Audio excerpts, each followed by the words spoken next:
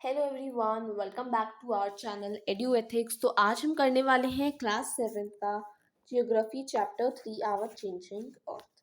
तो देखिए,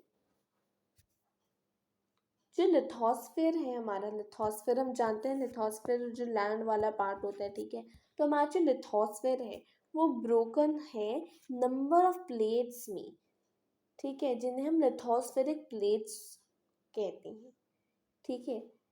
और ये जो प्लेट्स हैं ये हर साल ये मूव करती हैं very slowly, just a few millimetres, ठीक है। तो जो प्लेट्स होती हैं ये बहुत स्लोली ये हर मिलीमीटर हर साल मूव करती है। ऐसा इसलिए होता है, this happens because of the movement of मॉल्टन Magma. तो मॉल्टन माग्मा के मूवमेंट से ये सब होता है। और मॉल्टन माग्मा कहाँ होता है? मॉल्टन माग्मा होता है इनसाइड द अर्थ, ठीक है। तो हमारा देखिए, इनसाइड अर्थ जो हमारा मॉल्टन माग्मा होता है उसकी वजह से ये सब होता है।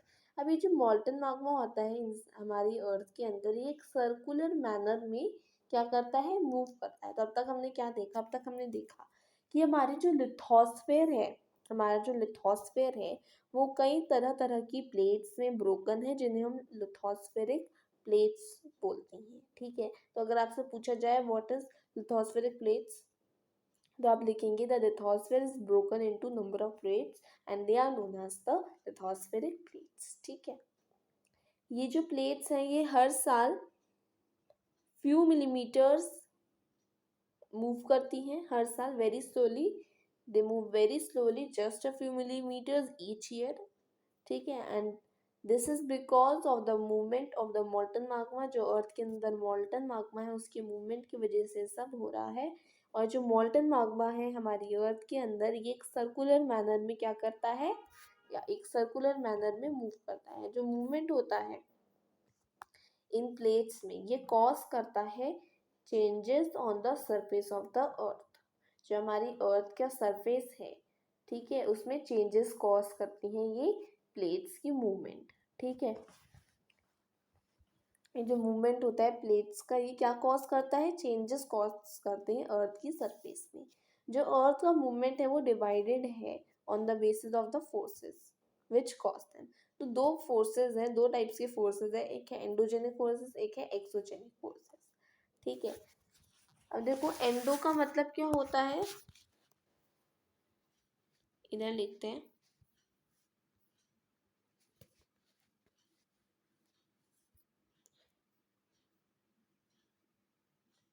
एंडो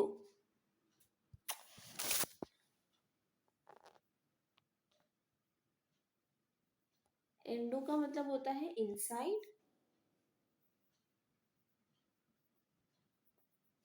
और एक्सो का मतलब होता है आउटसाइड, ठीक है। और जेनिक का मतलब होता है origin, inside origin, outside origin, endogenic, exogenic, ठीक है। अब ये एंडोजेनिक फोर्स, तो नाम से ही हम देख सकते हैं एंडोजेनिक मतलब इनसाइड, ठीक है। तो देखो, वो फोर्सेस जो कि अर्थ के इंटीरियर में एक्ट करते हैं उन्हें हम एंडोजेनिक फोर्स कहते हैं, और वो फोर्सेस जो कि अर्थ के सरफेस पे एक्ट करते हैं या वर्क करते हैं उन्हें एक्सोजेनिक फोर्सेस बोलते हैं, ठीक है। So the forces which act in the interior of the earth are called as endogenic forces, and the forces that work on the surface of the earth are called exogenic forces, ठीक है। अब आप ये देखिए, ये आप diagram देख सकते हैं।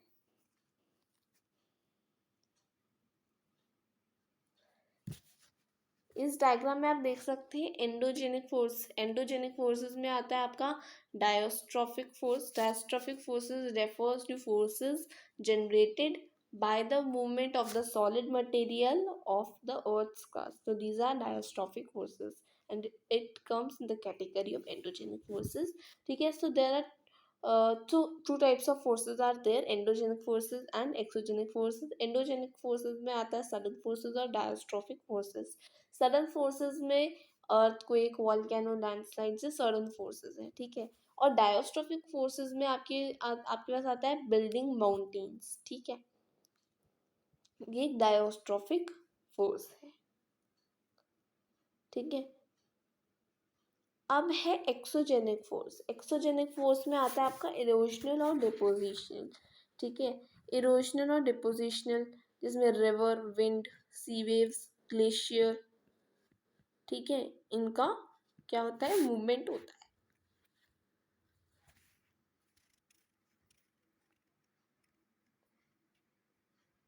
ओके, एक बार हम ये ग्लोसरी देख लेते हैं। इसमें lithospheric plates, the earth's crust consists of several large and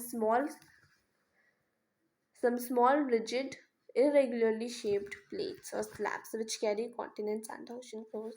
तो हमारी जो अर्थ क्रस्ट होती है बेसिकली वो सेवरल लार्ज और स्मॉल रिजिड इरेगुलरली शेप्ड क्या करती है, प्लेट्स कंसिस्ट करती है जो कि कॉन्टिनेंट्स और ओशन फ्लोर्स को कैरी करते हैं, ठीक है।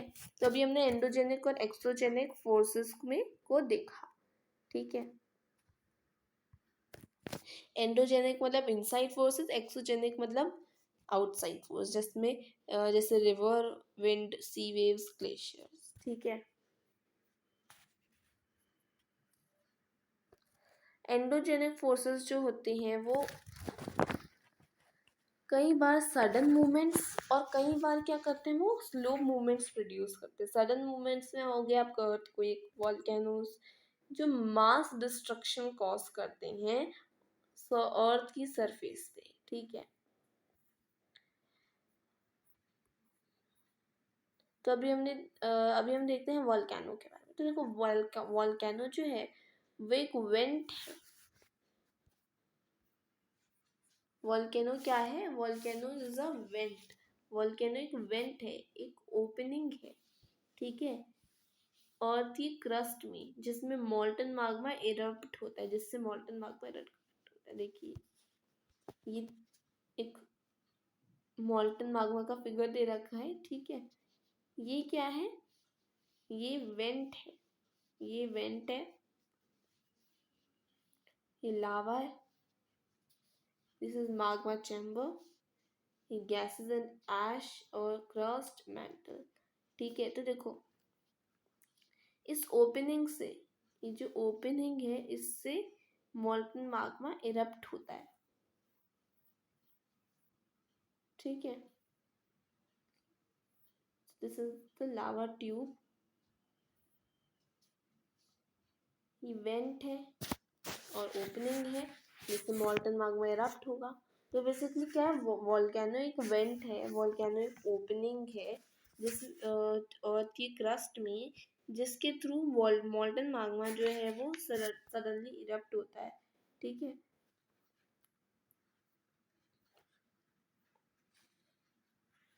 इसी तरह देखिए जब जो हमारी लिथोस्फेरिक प्लेट्स है जब वो मूव करती है ना, तो हमारी सरफेस जो है अर्थ की, जो अर्थ सरफेस है वो वाइब्रेट करता है। जो वाइब्रेशंस हैं वो ट्रैवल करती है ऑल अराउंड द अर्थ, और ये जो वाइब्रेशंस है ना हम अर्थ क्वेक कहते हैं। जो प्लेस, वो जगह जहाँ पे अर्थ, जो जहाँ पे क्रस्ट जो है, मतलब जो वो जगह क्रस्ट की, वो जगह जहाँ पे मूवमेंट जो है वो स्टार्ट होता है उसे हम फोकस बोलते हैं, ठीक है। वो जगह क्रस्ट की, वो जगह जहाँ पे मूवमेंट स्टार्ट होता है उसे हम फोकस कहते हैं, ठीक है।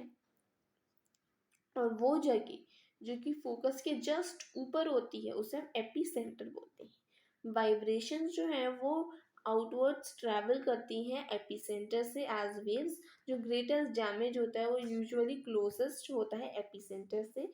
And the strength of the earthquake, जो स्ट्रेंथ होती है अर्थक्वेक की वो डिक्रीज हो जाती है अवे फ्रॉम द सेंटर।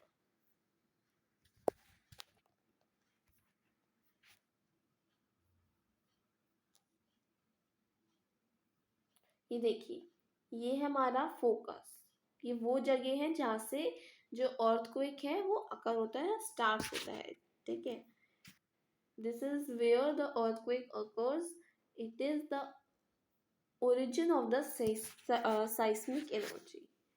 ये होता है एपिसेंटर, फोकस के ऊपर ऊपर का हिस्सा, ठीक है, अर्थ की सरफेस में, और फोकस से ऊपर का हिस्सा वो एपिसेंटर होता है। ये प्लेट की बाउंड्री होती है।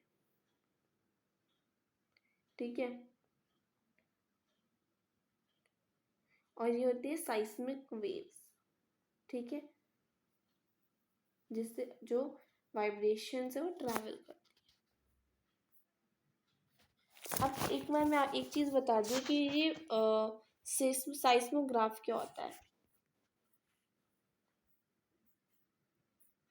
तो देखिए, साइस्मोग्राफ एक इंस्ट्रूमेंट होता है जिससे आप अर्थक्वेक की वाइब्रेशन सुन सकते हैं।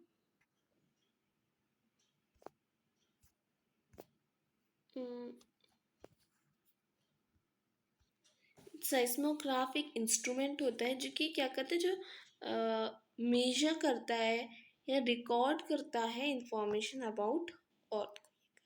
ठीक है, उसे हम साइस्मोग्राफ बोलते हैं, एक इंस्ट्रूमेंट होता है। आगे आगे बढ़ते हैं। Although earthquake can not be predicted, तो वैसे तो हम ये अर्थक्वेक को प्रेडिक्ट नहीं कर सकते कि हम पहले से पता नहीं लगा सकते। ठीक है, तो हम इसको प्रेडिक्ट नहीं कर सकते, लेकिन earthquake can not be predicted, लेकिन हम इसके इम्पैक्ट को, अगर ये आना होगा, अर्थक्वेक आना होगा तो वो आएगा ही। ठीक है, हम कुछ कर नहीं सकते, लेकिन हम उसके इम्पैक्ट को मिनिमाइज ज़रूर कर सकते हैं अगर हम प्रिपेयर्ड हो बिफोर हैंड। तो कुछ कॉमन अर्थक्वेक प्रेडिक्शंस मेथड जो हैं, जो कि अडॉप्टेड हैं locally by people, include studying animal behaviour, जो कि एनिमल्स बिहेवियर को स्टडी कर रहे हैं। जैसे कि जब अर्थक्वेक आता है तो fish in the ponds get agitated, snakes come to the surface, snakes surface पे आ जाते हैं। ठीक है, ये देखिए कैसा डिस्ट्रक्शन होता है जो कि कॉज कर, destruction caused by an earthquake in Gujarat.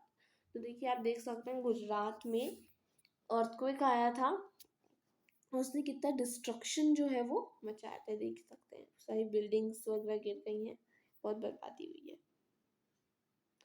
Okay, N earthquake is measured with a machine. Okay, जो मैं आपको बता रही थी साइस्मोग्राफ के बारे में, वो उसमें आ गया है। An earthquake is measured with a machine called seismograph. ठीक है, the magnitude of the earthquake is measured on the Richter scale. ठीक है, तो देखो इसमें हमको ये बताना है कि जो अर्थक्वेक है उसको मेजर किया जाता है एक मशीन जिसे हम साइस्मोग्राफ कहते हैं। जो मैग्नीट्यूड होता है अर्थक्वेक का वो मेजर किया जाता है रिचर स्केल पे। An earthquake of 2.0 or less can be felt only or little. An earthquake over 5.0 can cause the an earthquake over 5.0 can cause damage from things falling. A 6.0 or 6.0 or higher magnitude is considered very strong, and 70 and 7.0 is classified as a major earthquake. तो देखिए इसमें ये बता रखा है कि कोई earthquake जो कि 2.0 से कम है, जो 2.0 है 2.0 से कम है, उसको एक छोटा सा, मतलब ज़्यादा इम्पैक्ट नहीं करेगा वो। ठीक है, उस can be felt only a little. ठीक है, उससे कम बर्बादी होगी, ज़्यादा बर्बादी नहीं होगी। लेकिन अर्थक्वेक जो कि 5.0 से थोड़ा बड़ा है, थोड़ा ज़्यादा है, ठीक है, वो डैमेज कॉज कर सकता है from falling, from things falling. अगर 6.0 से हायर मैग्नीट्यूड पर है तो वो कंसिडर किया जाएगा वेरी स्ट्रॉन्ग, और अगर 7.0 से हाई है या 7.0 है तो मेजर अर्थक्वेक जो है उसको कंसीडर किया जाएगा। ठीक है, तो एक साइस्मोग्राफ की मशीन है ये। अब देखिए अर्थक्वेक प्रिपेयर्डनेस। तो देखिए आप उसमें आपको बता रखा है कि आप अर्थक्वेक अगर आए तो आप प्रिपेयर पहले से कैसे प्रिपेयर रह सकते हैं। देखिए, where to take shelter during an earthquake, तो सेफ स्पॉट है, जिसमें सेफ स्पॉट्स बता रखे हैं वो है under a kitchen counter, table और desk, against an inside corner और वॉल। स्टे अवे फ्रॉम, जिससे आप जिन चीज़ों से आपको दूर रहना चाहिए वो है fire places, areas around chimney, जो चिमनीज जो होती है ना, जिनसे धुआं उड़ता है, जो कि किचन्स में लगाई जाती हैं, उन जगहों से दूर रहना है आपको। विंडोज दैट शैटर, वो विंडोज जिनमें शैटर लगा हो उनसे दूर रहना है। मिरर्स इंक्लूडिंग मिरर्स से, एंड पिक्चर फ्रेम्स, और पिक्चर फ्रेम से भी आपको दूर रहना है। Be prepared, spread awareness among your friends and family. तो आपको पहले से प्रिपेयर रहना है, जो अवेयरनेस है, ठीक है, आपको अपने फ्रेंड्स को ये बताना, मतलब आपको अवेयरनेस जो है स्प्रेड करनी है among your friends and family members, and face any disaster confidently, ठीक है। अब बात करते हैं मेजर लैंडफॉर्म्स की। The landscape is being continuously worn away by two processes, weathering and erosion। जो हमारा लैंडस्केप है वो कंटिन्यूसली वॉर्न अवे और रॉन अवे हो रहा है दो प्रोसेसेस से, वेदरिंग और इरोशन, ठीक है। वेदरिंग क्या होता है? वेदरिंग ब्रेकिंग अप होता है रॉक्स का ऑन द अर्थ सरफेस, ठीक है। यानी कि बेसिकली इसमें आपको बहुत थोड़ा सा ही बता रखा है, जो हमारी जो रॉक्स होती हैं उनका ब्रेकिंग अवे जो होता है, जो रॉक्स होती हैं, जो चट्टानें होती हैं, उनका ब्रेकिंग अप, जो उनका ब्रेकिंग अवे, जो ब्रेकिंग होता है, उनका टूटना, उसे हम वेदरिंग बोलते हैं, ठीक है। अर्थ की सरफेस पे उन्हें हम वेदरिंग बोलते हैं। तो वेदरिंग वो प्रोसेस है जिसमें रॉक्स जो होती हैं, रॉक्स जो होती है लैंड में,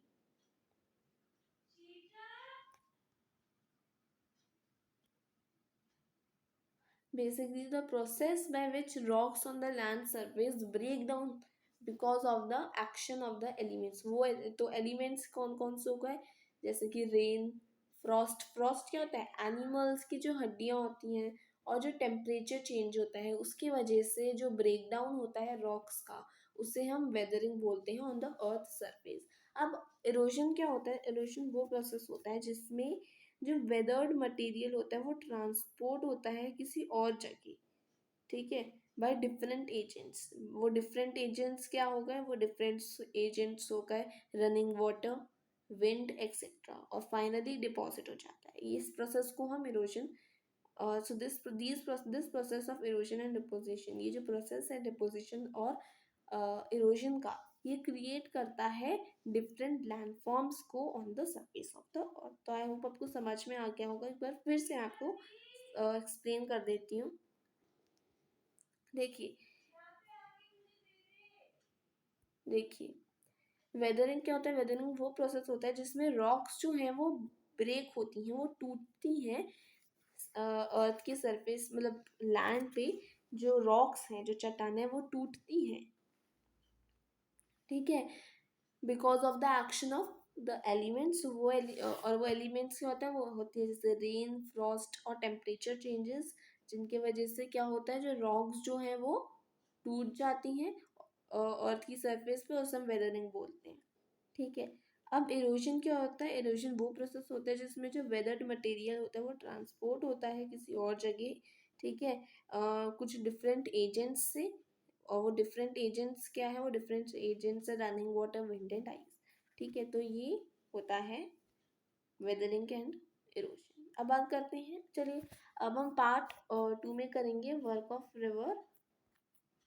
थोड़ा सा बच रहा है हमारा, फिर हम इसको पार्ट 2 में करेंगे। Thank you. कैसा लगा वीडियो ज़रूर बताइएगा कमेंट बॉक्स में। अच्छा लगा तो वीडियो को लाइक शेयर एंड सब्सक्राइब करना ना भूलिए। Thank you.